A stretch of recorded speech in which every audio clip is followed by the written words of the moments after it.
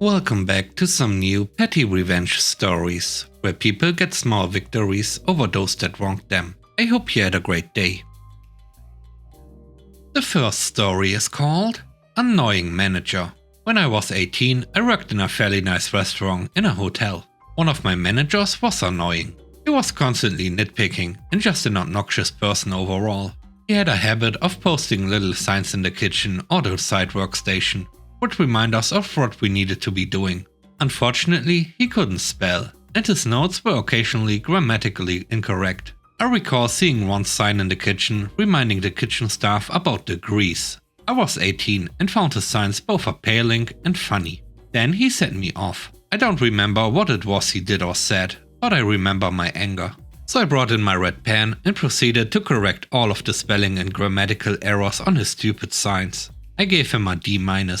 I walked by later and saw that one of my coworkers changed the grade to an F. I didn't see the manager's initial reaction, but I did see him stomping around later, ripping down all the signs. Good times. The next story is called Fence Throwing. I have lived in my neighborhood for 6 years. I run daily and walk the dog daily when it's not minus 45 degrees outside. But since it's a newer area, there aren't many paths. So I take basically the same sidewalks every single day. About 4 years ago, I noticed there'd always be a pile of junk on the sidewalk behind a specific home. We are talking a basketball, pair of shoes, half of some plastic toy, an umbrella, etc.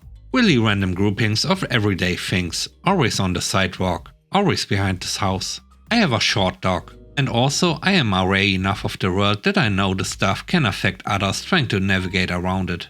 So when I'd come across it, I'd always move it onto the grass, because I didn't really know where it was coming from. Eventually, I'd see it get reported as litter on our local complaints app, and the city would clean it up, and that was that. Once or twice, I took a garbage bag myself and threw it out. This happened for years. I had to make a Facebook account for a job I took, and idly decided to join my local neighborhood Facebook group. Scrolling back to read the drama, I came across a complaint about that house. Someone commented, "Try being their neighbor. It's like living by a dump." By scouring the comments, I found out these kids just do this constantly. The parents don't care and have been talked to by the city and their neighbors. The kids just thought this was fun. So I decided, why not just throw everything back in? I began doing this in 2021. Shoe, in their yard. Gatorade bottle, yard. Dog poop bag, yard. One time a whole Barbie was out there. I picked it up, chucked it. See, the kids were never out when I was out, so no one really saw me throw it back in. One time we threw the same shoe back and forth 6 times. 6 once I saw that glitter velcro shoe. 6 times I tossed it back over their fence. This whole thing baffled me, because I can't imagine the parents understood where all their stuff was going. I saw a whole raincoat, big toys, adult sneakers. Like, these children were taking stuff from the house to do this. It always slowed down in the winter. But once the snow melted, it came back. One day I went for my run, and one of those plastic tricycles was there. Something in me snapped. I moved it to the side and left it there. I ignored it for a few days. Then I went for a walk with my dog, and I heard the kids in the yard. I picked the tricycle up, stepped far back, and with all my might railed it into their yard. I heard a shriek and the sound of braking, and then silence. Then I walked up to the fence and said, "I better not see any of your garbage on the sidewalk ever again." And then kept walking with my dog. Because really, what were the kids gonna do? The fence was higher than they were.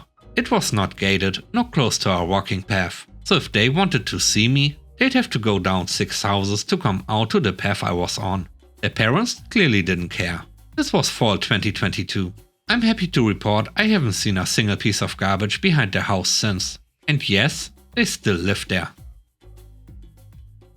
The last story is called Horrible Client. This happened a couple of years ago.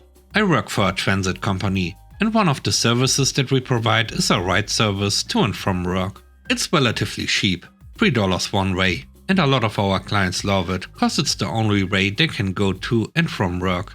The only drawback is that it's a shared ride experience, meaning that some days you may not get taken home right away, and you may get dropped off after someone else who got picked up after you. It just depends.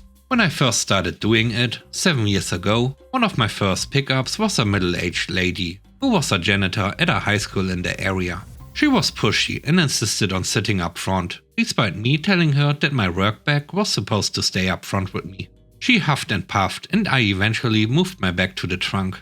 Other than that, and her continued trash talking of her coworkers not working as hard as she does, you know the type, we got along the first few months of her riding. Things started going south when she got mad at me for stopping at a railroad crossing. She went off about how stupid I was for doing it and how she paid good money, $3, and I should just run it. After that I couldn't do anything right. The other drivers would baby her and make sure she got taken home first, despite other people being scheduled for pickup and drop off before her. But I would go by what was scheduled. She would stare daggers at me and then loudly ask why I didn't drop her off before taking someone to work. She started calling in and complaining every time I picked her up. He didn't take me home right away. He wouldn't let me sit in the front. One night I pulled up to her apartment complex and the parking lot was coned off due to them putting new asphalt in.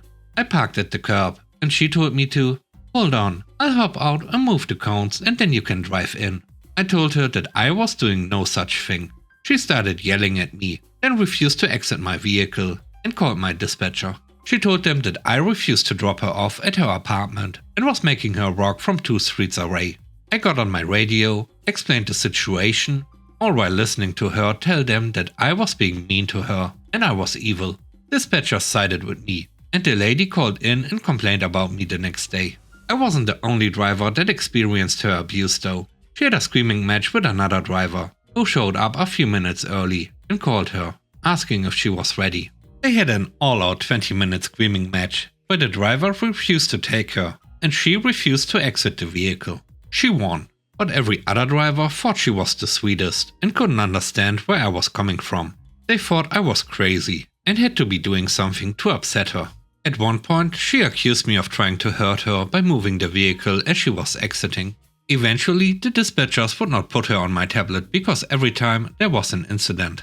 Then a new dispatcher or someone covering the shift would come on and I would get her trip and things would go south. One of the drivers told me that she told them that she loved fighting with me. Cue near vomiting. It all came to a head a while back when I got her pickup trip scheduled for 10:15 p.m. I showed up a few minutes early, waited until 10:15, then called her and let her know I was there, which is policy. She starts screaming over the phone at me. "Why are you calling me? Why? No one calls me. I get off at 10:30. You don't call me." I explained that my pickup time for her is 10:15 and I have to call to let her know that I am there. More screaming about how no driver ever calls her. I radio dispatch and let them know what's going on. They tell me to wait. I wait. She comes out at 10:30, gets in my vehicle and starts screaming at me. Cusses me out, calls me names and tells me to shut up when I ask her not to cuss at me. After years of this, I'd had enough. I call dispatch and tell them I'm not taking her and why.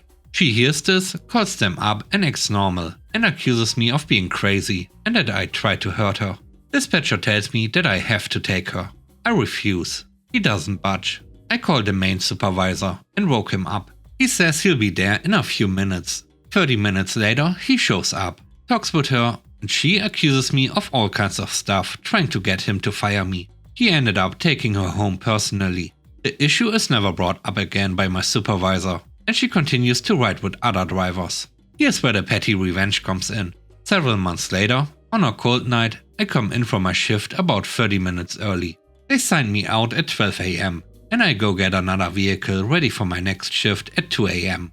Dispatcher comes walking out and asks me if I want to go pick up my best friend. I look at him confused. He informs me that this lady forgot to book a ride for that night and called up asking for one. I'm the only driver still at the station and could do it. And if I didn't, she would have to get an Uber. Without hesitation, heck no. He tries to leverage my time against me. Well, technically I clocked you out at midnight and it's like 11:40, so you could do it. Again, but more intense, heck no. He shrugs and says, I guess I'll call her back and tell her we can't pick her up. I spent the next 30 minutes laughing manically to myself. It's not much, but it still makes me smile knowing that she had to waste more money on her ride home on a cold night.